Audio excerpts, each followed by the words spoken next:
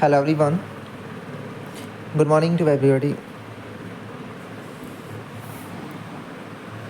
ये जो हमारी क्लास है, इस क्लास में हम रीजनिंग का एक बहुत ही इम्पॉर्टेंट टॉपिक डिस्कस कर रहे हैं और आज की क्लास का जो हमारा टॉपिक है उसका नाम है सिलोक्स।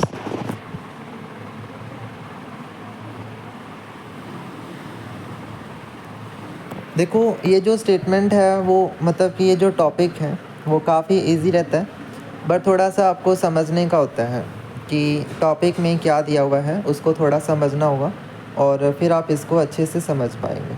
ठीक है, देखो, सिलोक्स का मतलब होता है कि एक तरह के स्टेटमेंट्स और उन स्टेटमेंट को आपने प्रूफ करना होता है। ठीक है ना। और यहाँ पर आपको कुछ एट्रीब्यूट्स दिए होंगे, उन एट्रीब्यूट्स को समझना होता है कि भाई ये एट्रीब्यूट्स का क्या मीनिंग है। लाइक अगर ऑल दिया है तो ऑल का मीनिंग क्या है, नो दिया है तो नो का मीनिंग क्या है, सम दिया है तो सम का मीनिंग क्या है, ये आपको पता होना चाहिए है। ठीक है। और देखो, अगर हम बात करें तो इसमें देखो ऑल आता है। ऑल का मतलब होता है सब। ठीक है, मतलब जो 100% हो। ऑल का मतलब क्या होता है, 100%। अगर मैं कहूँ कि ये मेरा घर है, all this house is mine, तो मैं कहूँगा ना कि ये मेरा घर है, तो 100% मेरी श्योरिटी है कि इस घर का हर एक पार्ट मेरा है ना, ऐसे बोलेंगे। तो देखिए, इसमें जैसे मैंने आपको एक स्टेटमेंट दे दी कि ऑल ARB, एक स्टेटमेंट है आपके पास ऑल ARB, सारे ए जो है वो बी है। तो आप इसको कैसे लिखेंगे, इस स्टेटमेंट को कैसे समझोगे? तो इसका ना आपको वेन डायग्राम है वो ध्यान रखनी है। जैसे मैं कहूँगा कि ऑल ARB, तो इसका डायग्राम बनेगा कुछ इस तरह कि ए का ये सारा हिस्सा किसके अंडर आता है, बी के अंडर आता है। ठीक है, ये आपका ऑल का डायग्राम है, बना लोगे। ये आपका ऑल का डायग्राम है, ध्यान रखेंगे। क्या है स्टेटमेंट, ऑल ARB। उसके बाद दूसरा एट्रीब्यूट होगा सम। मैं कहूँ सम ARB, ए का कुछ हिस्सा बी है, यानी पूरा नहीं है लेकिन कुछ पार्ट में है, तो आप इसको ऐसे बोलेंगे कि सम ARB। तो हम इसको ऐसे लिखेंगे कि ये हमारा ए है और इस ए का कुछ पार्ट, ये जो कुछ पार्ट है वो आपका क्या है, बी के अंदर है ना। तो ये जो पार्ट होगा ये क्या है, सम है। सम ARB मतलब मैं ये कह दूँगा कि मेरे पास अगर दो वेन डायग्राम है तो उसमें से कुछ पार्ट ए का किस में है, बी के अंदर है। ठीक है। अब ऐसे ही मैं बोलूँ कि देयर इज़ नो ARB, ए का कोई भी पार्ट बी में नहीं है। ठीक है, मैं बोल दूँ कि देयर इज़ नो ARB, ए का कोई भी पार्ट बी में नहीं है। तो आप इसको ऐसे बोल सकते हो कि भाई ये ए है और ये बी है और इनका आपस में कोई रिलेशन नहीं है। There is no relation between A and B, A और बी के अंदर कोई भी रिलेशन नहीं है। ऐसे ही मैं कह दूँ सम AR not B, some AR not B, तो मैं इसको ऐसे लिखूँगा कि ए का ये कुछ हिस्सा बी के अंदर नहीं है। That kind of thing is part some AR not B. तो मतलब हम ये कह सकते हैं कि ए का कुछ पार्ट बी के अंदर जो है वो नहीं होगा। ठीक है। अब इसमें 100% हम ये कह सकते हैं कि इसमें कुछ पार्ट, ये वाला जो पार्ट है वो बी के अंदर शामिल नहीं होगा, बट जो ये वाला बचा हुआ पार्ट है वो शामिल हो सकता है, इसकी पॉसिबिलिटी है। ठीक है, इसकी क्या है, पॉसिबिलिटी। अब जैसे हम यहाँ पर डायग्राम में जब यूज़ कर रहे हैं तो यहाँ आपको कुछ एट्रीब्यूट्स मिलेंगे। अब एट्रीब्यूट में कुछ भी दिया हो हमें कोई फ़र्क नहीं पड़ता, हमें सिर्फ क्वांटिफायर याद रखने हैं, ऑल का, नो का, सम का और सम नोट का। ठीक है, हमें सिर्फ अपने एट्रीब्यूट्स याद रखने हैं जिसमें ऑल, नो, सम और सम नोट आएंगे। इसका ख्याल हम रखेंगे कि ये किस तरीके से हमारे यूज़ हो रहे हैं। इसका आपने ध्यान रखना होगा। ठीक है, क्लियर है ना, समझ आई बात?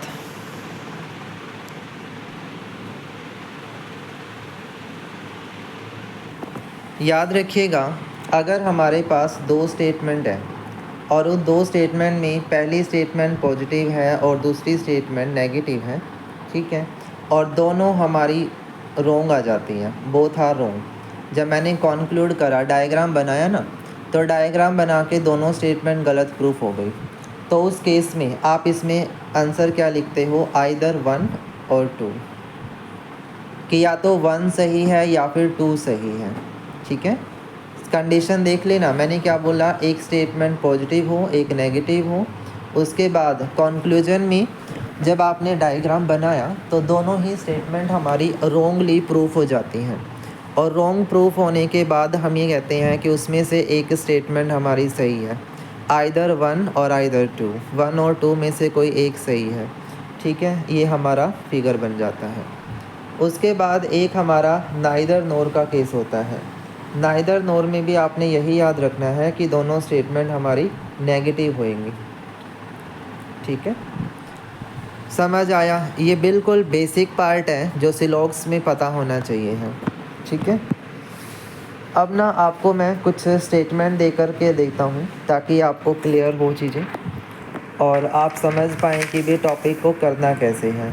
ठीक है ना, अब चाहे स्टेटमेंट 2 दे रखी हैं, 3 दे रखी हैं, 4 दे रखी हैं, कोई फ़र्क नहीं पड़ता। आपने स्टेटमेंट से डायग्राम बनाने हैं और डायग्राम बना के कंक्लूजन को वेरीफाई करना है कि वो कंक्लूजन से मैच होते हैं या नहीं होते हैं। ठीक है, अब जैसे मैं कह दूं, some TRS and some PRN all NRD, ठीक है, all DRE,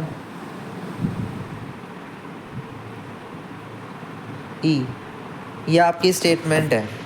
ठीक है, some TRS, some PRN, all NRD and all DRE, ये मेरे पास स्टेटमेंट है। तो क्या करोगे, डायग्राम बना लोगे, सिंपल बनाओ ज़रा डायग्राम। तो यहाँ पर ये हमारा T का कुछ हिस्सा S है, सम PRN, अच्छा जी, P का कुछ हिस्सा N में है, तो पहले हम N को बिठाएंगे भाई। ठीक है, P का कुछ हिस्सा N है और N का सारा हिस्सा D है और D का सारा हिस्सा E है। ऐसे मेरा डायग्राम बन जाएगा। बन गया डायग्राम, है ना? इस तरह से हमने डायग्राम बनाया, और डायग्राम बनाने के बाद अब इसके कॉन्क्लूजन आप देख सकते हो कि सारी स्टेटमेंट सही है या गलत। देखो, अब मैंने आपको समझाया कि एक ही फिगर में आपका डायग्राम बनना चाहिए, स्टेटमेंट चाहे कितनी भी हो, आपने क्या करना है, एक ही फिगर में पूरे डायग्राम बनाने हैं। ठीक है, समझ आ गई बात? तभी आप इसको अच्छे से समझ सकते हो, क्योंकि अगर आप इसको नहीं समझ पाए तो फिर प्रॉब्लम होगी भाई। प्रॉब्लम ये है कि आपको कॉन्सेप्ट क्लियर नहीं होंगे। कॉन्सेप्ट क्लियर होने बहुत ज़्यादा ज़रूरी है इसमें।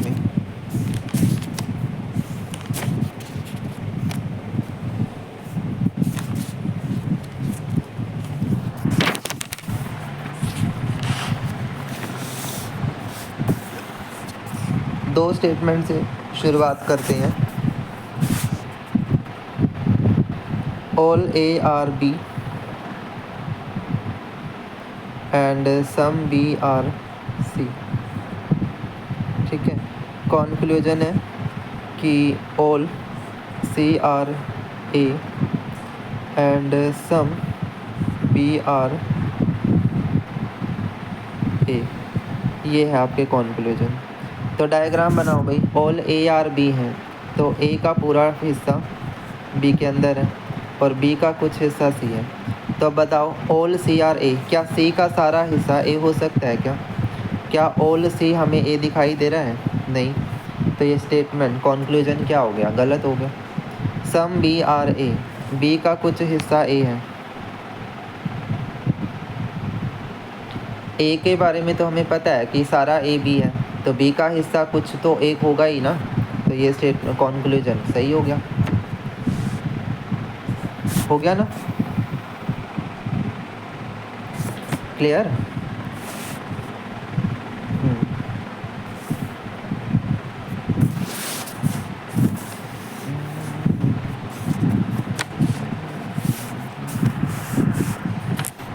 All petals are flower and all thorns are flower. Some leaf are thorn and some stem are flower. ये 4 स्टेटमेंट है आपके पास। कंक्लूजन है some petal are leaf, all leaf are flower,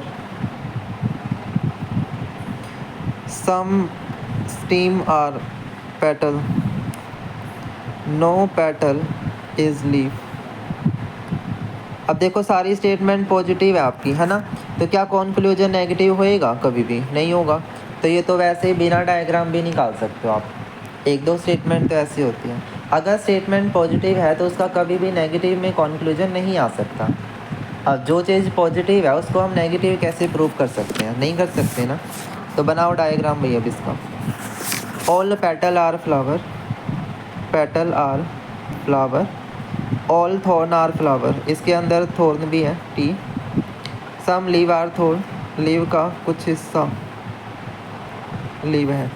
and some stems are flower. ठीक। Some petal are leave, क्या कुछ petal leave हैं? पता नहीं है, नहीं है। ऑल है ना, सारी है। ऑल लीव आर फ्लावर, क्या सभी लीव फ्लावर हैं? नहीं, सम ही है, गलत है। फिर है सम स्टीम्स आर पेटल, क्या स्टीम का कुछ हिस्सा पेटल है?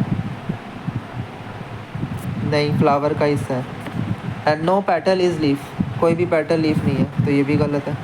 तो all the conclusion are being proved wrong, सभी कंक्लूजन क्या हो गए? रॉन्ग हो गए।